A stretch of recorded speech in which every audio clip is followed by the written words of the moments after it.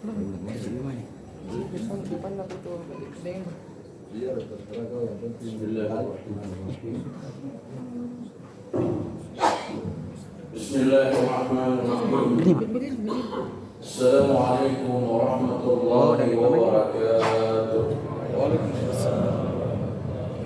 Allahu Akbar, Allahu Akbar, Allahu Akbar, Allahu Akbar, Allahu Akbar, Allahu Akbar,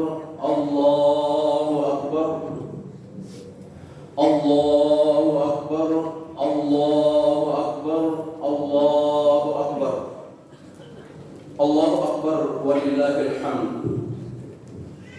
Alhamdulillah nahmaduhu wa nasta'inuhu wa nastahdihi wa nastaghfiruh wa na'udzu billahi min shururi anfusina wa min sayyiati a'malina. May yahdihillahu fala mudilla lahu wa may yudlilhu fala hadiya lahu.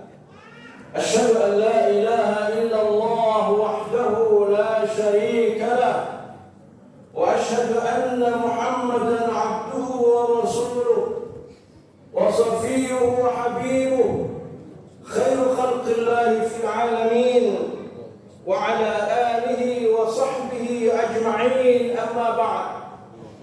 Faqad qala Allah ta'ala fi mahkam at-tanzil wa huwa asdaqul qailin. A'udzu billahi minasy syaithanir rajim. Bismillahirrahmanirrahim.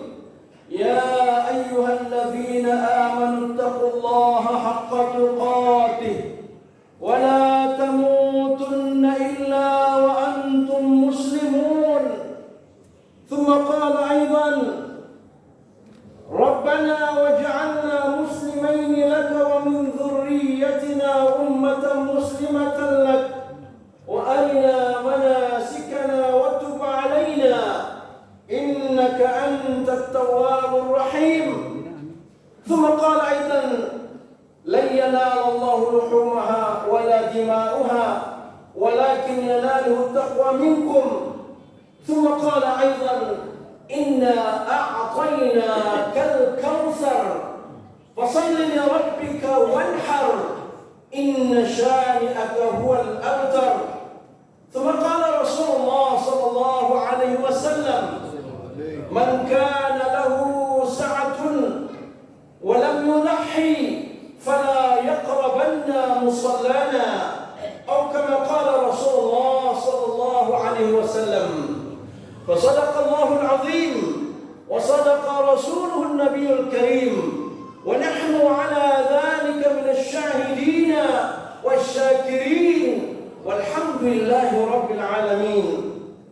معاشر المسلمين والmuslimat jamaah Idul Adha yang semuanya dimuliakan oleh Allah Subhanahu wa taala dan saya muliakan.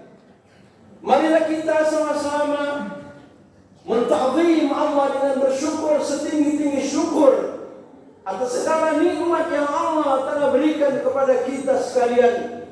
Baik nikmat yang dirasakan, diraba oleh panca indera kita, dirasakan oleh, ditatap oleh mata kita, dilihat oleh kasat mata kita, dan nikmat bil khusus yang paling terindah yang Allah telah titipkan pada diri sanubari kita semua adalah nikmat keimanan dan keislaman yang mendorong setiap diri kita untuk melangkahkan kaki satu demi satu menuju masjid ini dalam rangka untuk melaksanakan satu syiar dan syariat, yaitu ibadah Idul Adha yang dilaksanakan oleh Rasulullah sebagai sunnah muakkadah dan menjadi syariat untuk kita ikuti selanjutnya sebagai umat beliau.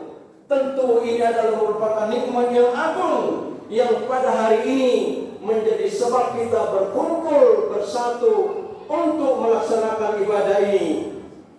Kita juga tak lupa menghaturkan salam beserta salawat kepada junjungan Nabi besar Muhammad Rasulullah sallallahu alaihi wasallam, Nabi penipur lara, menyejuk hati hati saat kita dalam keadaan gundah dan sedih. Nabi yang telah berjuang 23 tahun di Mekah dan di Madinah untuk mengeluarkan kita dari kegelapan menuju alam yang terang benderang, untuk mengeluarkan kita dari kejahilan menuju peradaban, dan untuk mengeluarkan kita dari agama jahiliyah, agama sembahan yang dianut oleh masyarakat Quraisy ketika itu, keluar menuju agama yang diridai oleh Allah, yaitu dinul Islam. Dan seandainya bukan karena baginda Rasulullah, laula rasul mahtadaina wa bil rasul ihtadaina, seandainya bukan karena Nabi Muhammad, kita tidak mendapatkan hidayah dari Allah. Wa bil rasul ihtadaina, dan dengan karena hadirnya baginda Rasulullah, maka kita telah mendapatkan hidayah itu. Maka patutlah dan pantaslah kita berselawat kepada beliau dengan sama-sama mengucapkan Allahumma shalli ala Muhammadin wa ala ali Muhammad.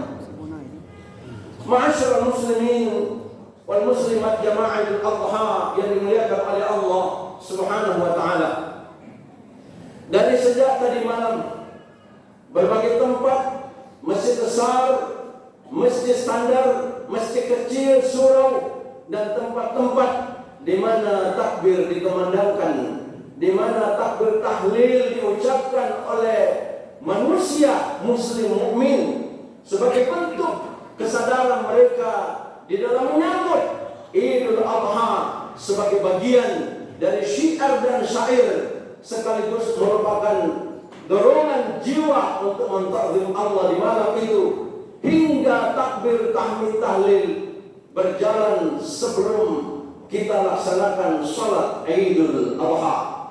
Dan sekarang kita telah berada dalam momentum ini setelah kita menjalankan sholat 2 rakaat sebagai rangkaian yang harus adanya dilaksanakan, merupakan syarat mutlak bagi setiap mukmin muslim untuknya. Maka kita sempurnakan dengan rangkaian khutbah Idul Adha.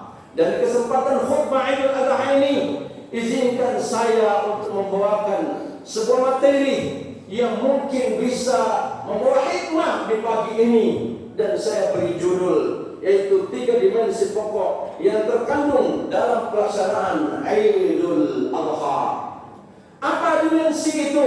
Dimensi itu yang pertama adalah dimensi sejarah, bahwa Allah Subhanahu wa taala telah memilih seorang hamba yang diberi nama Ibrahim dan telah diberi gelar yang sangat indah, namanya Khalilullah, kekasih Allah Subhanahu wa taala. Nabi Ibrahim adalah seorang yang berasal dari bukan negara Saudi Arabia, berasal dari Mesir. Ketika beliau dalam perjalanan sejarah, beliau memiliki satu keluarga, tetapi dalam perjalanan keluarganya dicatat sejarah bahwa umur beliau hingga 80 tahun belum lagi diberikan seorang anak. Namun Nabi Ibrahim tetap memanjatkan doa yang mulia yang indah, yang bisa juga dijadikan patokan dan merupakan modal bagi mereka yang belum punya anak. Apa doa yang diucapkan oleh Nabi Ibrahim? Rabbi habli minas salihin. Ya Allah, berikanlah kepadaku keturunan yang saleh. Apakah Ibrahim bosan mengucapkan ini? Tentu Nabi Ibrahim tidak bosan. Beliau tetap melaksanakan dan bermunajat kepada Allah, meminta agar Allah memberikan kepadanya anak yang soleh. Anak yang soleh adalah anak yang dirindukan oleh setiap orang, karena anak yang soleh selain indah dipandang mata, menyejukkan hati, taat kepada perintah Allah, taat kepada perintah orang tuanya. Anak yang soleh adalah anak yang diidam-idamkan oleh setiap keluarga. Tentu karena ini adalah doa yang sangat indah. Rabbi habli minas salihin, berikanlah kepada aku keturunan yang soleh. Dan tak kala perjalanan panjang sejarah ini, hingga Sarah istri yang pertama merasa kasihan kepada suami yang sudah lama menunggu keturunan, dan tidak bakal diberikan, hingga dia merestui suaminya untuk melangkah selangkah lagi untuk mendapatkan pasangan yang baru. Dan dengan restu ini Ibrahim pun melangkahkan kaki atas izin istrinya. Tetapi istri ini adalah istri pilihan istrinya Sarah. Yaitu siapa? Dipilihkanlah seorang perempuan hitam dari Ethiopia. Konon sejarahnya seperti itu karena budak hitam. Lalu kemudian nikahlah Ibrahim dengan Siti Hajar. Hajar namanya, adalah istri kedua dari Nabiullah Ibrahim Khalilullah alaihissalam. Dalam perjalanan pernikahan beliau, lalu kemudian Allah Subhanahu wa taala mengabulkan doa-doanya yang selama ini diminta, Rabbi habli minas salihin. Setelah menikah dengan Siti Hajar, maka hamillah Siti Hajar. Dan tak kala Siti Hajar hamil, maka muncullah rasa bersalah dan rasa berkekurangan oleh istri pertamanya, dan mengatakan sayalah yang kekurangan. Tetapi ada hal yang diminta oleh Sarah, hai suamiku Ibrahim, seandainya nanti lahir ini anak, maka saya sarankan dan harapkan agar kiranya jangan diperlihatkan di depan mata saya. Bawalah ke tempat yang jauh, di tempat yang tidak bisa aku lihat, dan engkau pun tidak melihat aku. Maka apa yang terjadi? Diisyaratkan oleh Allah kepada Ibrahim untuk pergi meninggalkan Mesir menuju Hijaz, yaitu Mekah, biwadin ghairi dhi dzar'in 'inda baitikal muharram, di tempat di lembah yang sama sekali tidak ada tanda-tanda kehidupan, tidak ada pohon-pohonan, tidak ada air. Lalu dibawalah Ibu Hajar oleh suaminya Ibrahim sampai di negeri Hijaz yang sekarang Makkah Al-Mukarramah, dan disitulah disimpan. Lalu pada saat disimpan Hajar di sana, lalu kemudian ditinggalkan oleh suaminya, lalu Hajar bertanya kepada suaminya, hai suamiku, apakah engkau meninggalkan aku karena emosi dan nafsumu? Maka Ibrahim tidak menoleh, lalu bertanya berkali-kali hingga Ibrahim menoleh dan menjawab, sesungguhnya aku meninggalkan engkau di lembah ini bukan karena nafsuku, bukan karena emosiku, tapi aku tinggalkan engkau karena Allah Subhanahu wa taala. Maka tak kala itu Siti Hajar mengatakan, kalaulah Allah sebagai sebab untuk engkau tinggalkan aku di tempat ini, maka aku pun yakin dan percaya bahwa sesungguhnya Allah tidak akan menyia-nyiakan setiap hambanya yang saleh. Maka terjadilah proses, yaitu proses untuk mencari kehidupan dari seorang perempuan dan seorang anak yang masih kecil. Dan seorang perempuan ini melakukan satu proses perjalanan dari dua bukit, namanya Bukit Safa menuju Marwah. Ditempuh dalam satu perjalanan dari Bukit Safa menuju Marwah 407 meter kurang lebih. Dan ini dilakukan selama perjalanan 7 kali bolak-balik, hingga mukjizat Allah Subhanahu wa taala, anaknya yang disimpan di salah satu bagian sudut Ka'bah, lalu kemudian menghentakkan kakinya dan muncullah mata air. Dan ketika muncul mata air, maka Siti Hajar bersyukur kepada Allah Subhanahu wa taala mendekati mata air itu dan mengumpulnya dengan menahannya di sekitarnya batu-batu kerikil, dan berkata, zam zam, berkumpullah dan berkumpullah. Ini merupakan awal dari sebuah sejarah panjang dari cerita Nabi Ibrahim alaihissalam, hingga pada suatu ketika orang-orang Arab yang ada di padang pasir mencoba mencari di mana kira-kira ada kehidupan, ada air, ada mata air, hingga ada hewan, ada burung-burung yang berputar di atas, di arah tempat mata air Zam-Zam itu. Lalu orang-orang Arab di padang pasir pada saat itu bertanya, kira-kira ini tanda apa? Lalu mereka berbondong-bondong mendekati tempat itu, dan ternyata Allah Subhanahu wa taala memperlihatkan kuasanya, memperlihatkan sebuah mata air yang ada di sana, dan mereka datang minum. tapi Hajar mengatakan silakan. Memang ini adalah hak otoriti pertama. Yang menemukan air pertama adalah Siti Hajar. Namun Siti Hajar tetap memiliki keluasan dan fleksibilitas untuk memberikan jatah-jatah siapa saja yang memerlukannya. Inilah awal sejarah bahwa orang-orang Arab di sekitarnya mulai berkumpul dari sebab doa Ibrahim alaihissalam, yaitu doa untuk menemukan anak soleh, mendapatkan anak soleh, dan tak kala mendapatkan anak soleh. Anak soleh ini namanya Ismail.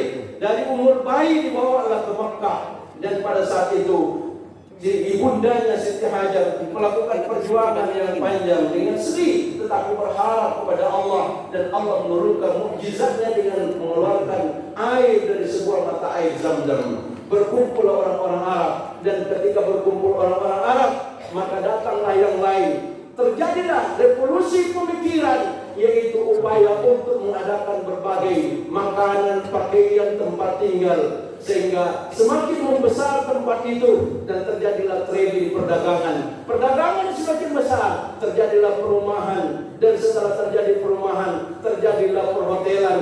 Dan pendek cerita, sejarah itu sekarang mencatat bahwa Mekah tidak lagi seperti zaman ketika tidak ada pohon dan tidak ada mata air. Mekah sekarang menjadi kota besar. Mekah sekarang menjadi kota yang terbesar di dunia dan terbesar masjidnya, dan tempat yang paling mulia di permukaan bumi ini. Mekah sekarang sempit, dibangun hotel-hotel berbintang sampai hotel berbintang 5, termasuk hotel Zam-Zam. Ma'asyiral muslimin, jamaah Idul Adha yang dimuliakan oleh Allah Subhanahu wa taala.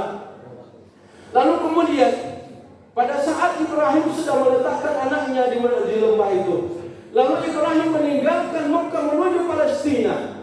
Dan setelah Ibrahim pergi ke Palestina beberapa tahun, kemudian Ibrahim pulang. Dan tak kala Ibrahim pulang, lalu kemudian anaknya Ismail mencari bapaknya. Allah pun dipertemukannya oleh ibundanya Siti Hajar, dan mengatakan, itulah bapakmu. Di umur yang kira-kira mampu untuk melakukan sebuah usaha untuk membantu sang orang tua, di umur kira-kira 9-10 tahun. Falamma balagha ma'ahu sa'ya, tak kala umurnya sudah diperkirakan, ya kira-kira umur yang bisa diberdayakan untuk melakukan kegiatan-kegiatan yang positif untuk keduanya membangun hal-hal yang terbaik masa depannya. Allah mengisyaratkan kepada ayahandanya. Apa isyarat ayahandanya? Ayahandanya mendapatkan isyarat dari Allah dengan mimpi yang berkali-kali. Bukan sekali mimpi, tetapi berkali-kali. Apa mimpinya? Ya bunayya inni ara fil manam anni azbahuka fanzur madza tara.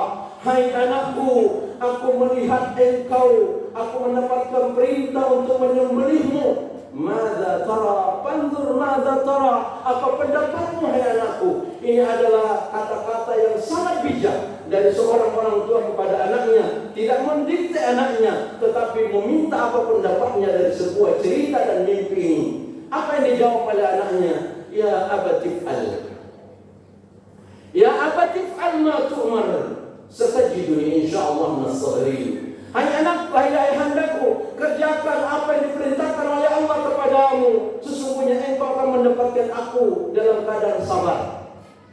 Lalu kemudian Ismail memohon, hai ayahanda, ada permintaan yang kuminta. Apabila engkau mau menyembelih aku, maka saya minta ayah, tutuplah matamu dan tutuplah mataku. Sama-sama kita tidak melihat.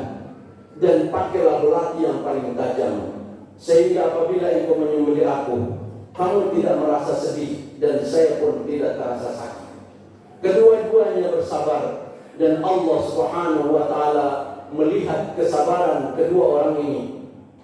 Dan tak kala keduanya melaksanakan perintah untuk menyembelih, maka Allah Subhanahu wa taala merekayasa caranya, dan Allah Maha tahu bahwa Nabi Ibrahim dan Ismail adalah dua-duanya hamba yang dipilih oleh Allah menjadi hamba yang soleh, yang halim. Apa itu halim? Ziyadatus sabar, yaitu orang yang tinggi kesabarannya kepada Allah Subhanahu wa taala. Bukan cuma bapaknya yang tinggi kesabarannya, tetapi anaknya juga tinggi kesabarannya.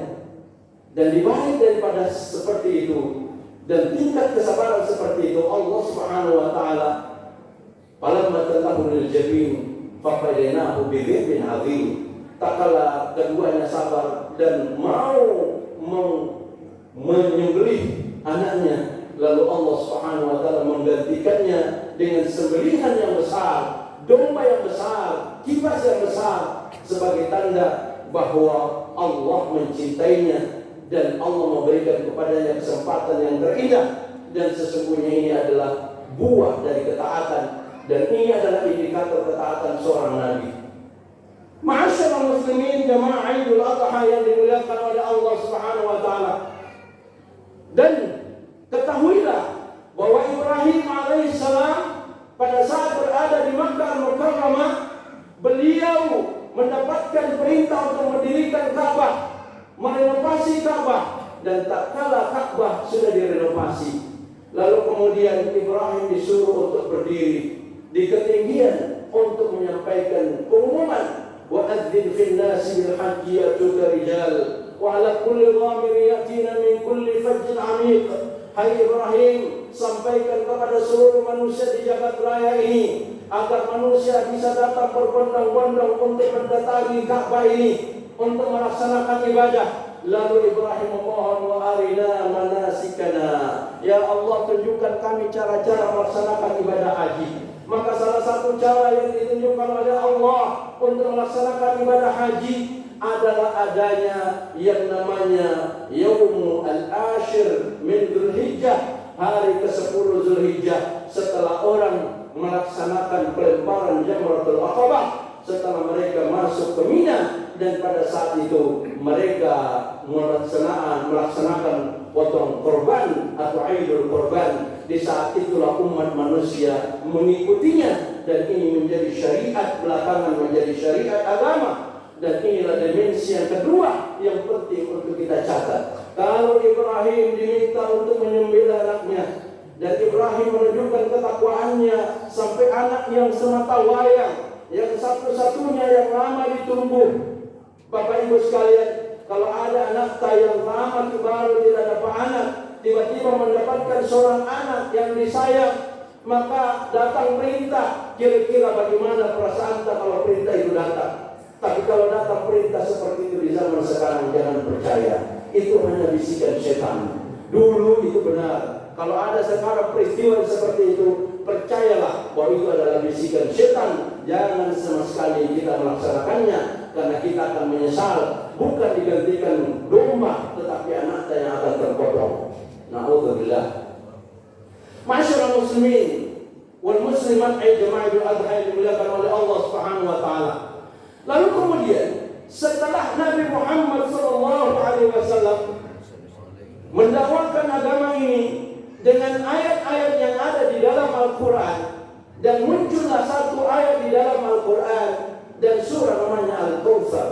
Allah Subhanahu wa taala berfirman, "Inna a'tainakal kautsar fashalli li rabbika wanhar inna syani'aka huwal abtar." Menjadilah dimensi yang kedua, yaitu dimensi agama, bahwa agama kita, agama Islam, mensyariatkan kepada setiap mukmin muslim yang berkemampuan untuk menjalankan syariat ini, selain disuruh sholat, jangan cuma sholat, tetapi fasholli, salatlah engkau kepada Tuhanmu, jangan sampai lupa, wanhar, dan berkorbanlah. Bahkan di dalam hadis Rasulullah SAW dikatakan, man kana lahu sa'atun falam walam yudhi fala yaqrabanna musallana. Barang siapa orang yang berkemampuan untuk melakukan atau berkorban dan tidak berkorban, maka janganlah dia mendekati tempat ibadah kami. Saking pentingnya dan muakkadahnya ini, maka menjadi kepentingan buat kita agar kiranya jangan disia-siakan waktu hari ini dan hari-hari tasyrik yang kita akan lewati. Masih ada setelah hari ini tanggal 11, setelah itu tanggal 12, dan setelah itu tanggal 13. Kenapa demikian? Karena sesungguhnya itu adalah indikator ketakwaan kita kepada Allah. Allah berfirman, "La yanalallahu luhumuha wala dima'uha walakin yanalu taqwa minkum." Allah tidak butuh dagingnya, Allah tidak butuh darahnya, Allah tidak butuh apa-apanya. Allah cuma butuh kamu bertakwa atau tidak. Kalau kita merasa bertakwa kepada Allah, maka yang dibutuhkan Allah adalah pengorbanan kita. Ibrahim disuruh menyembelih anaknya. Anak semata wayang. Orang mencari bagaimana bisa dapat anak, membayar miliar untuk bisa mendapatkan anak.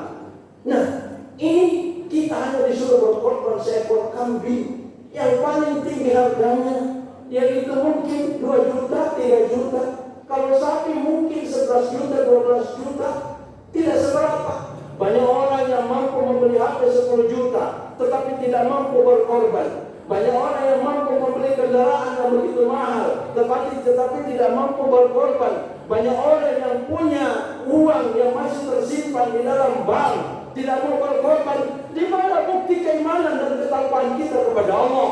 Kalau memang kita merasa bertakwa dan beriman kepada Allah, hari ini merupakan pelajaran penting untuk besok dan sampai hari terakhir tasyrik. Jangan sampai kita kehilangan peluang. Masih bisa kita mendaftar ke panitia, belum mendaftar. Hari ini baju baru 7 ekor yang saya lihat. Sementara masyarakat di sini begitu banyak. Alangkah indahnya kalau korban itu banyak. Kenapa? Satu rahasia kaum muslimin. Semua binatang-binatang yang sering dikorbankan itu tidak punah. Dan semua binatang-binatang yang tidak pernah dikorbankan itu punah. Apa rahasianya? Karena Allah menghendaki perkembangbiakan binatang-binatang yang dijadikan korban. Kambing tidak punah, sapi tidak punah. Tapi coba zebra, punah nggak? Punah. Coba misalnya gajah, punah. Binatang mana yang lain tidak dikorbankan punah? Inilah salah satu hikmah bahwa dengan kita berkorban, Allah Subhanahu wa Ta'ala memberikan keberkahan.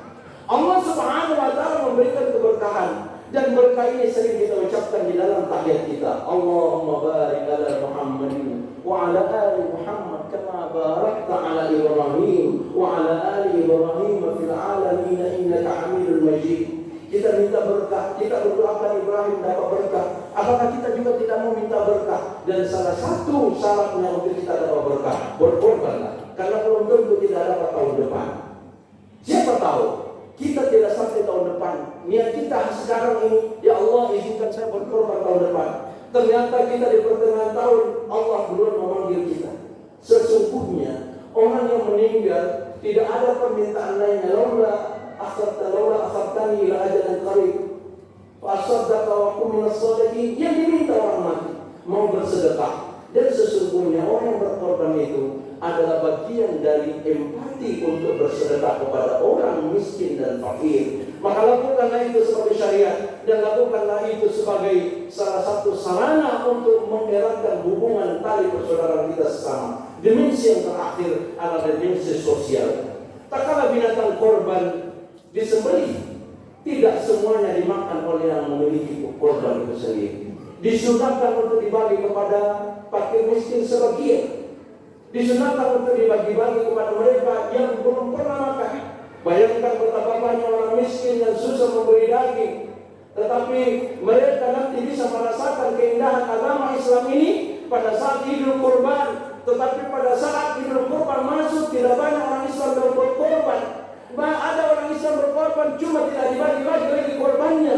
Di kapan mereka bisa menikmati daripada rasa solidaritas dan sosialis ini kepada masyarakat yang lain? Maka hari ini jangan sampai kita ketinggalan. Mereka-mereka yang masih punya uang di dalam bank, mereka yang punya uang di bawah bantalnya, mereka yang punya uang dalam lemarinya, keluarkan untuk bisa berkorban. Masih ada 3 hari ke depan. Dan hubungi panitia. Mudah-mudahan kita mendapatkan keberkahan seperti berkahnya yang didapatkan oleh Ibrahim. Barakallahu li wa lakum fil Qur'anil azim. Wa nafa'ani wa iyyakum bima fihi min al-ayati wa dhikril hakim. Wa taqabbal minkum innahu huwas samiul 'alim. Aqulu qawli hadha wastaghfiruhu innahu huwal ghafurur rahim.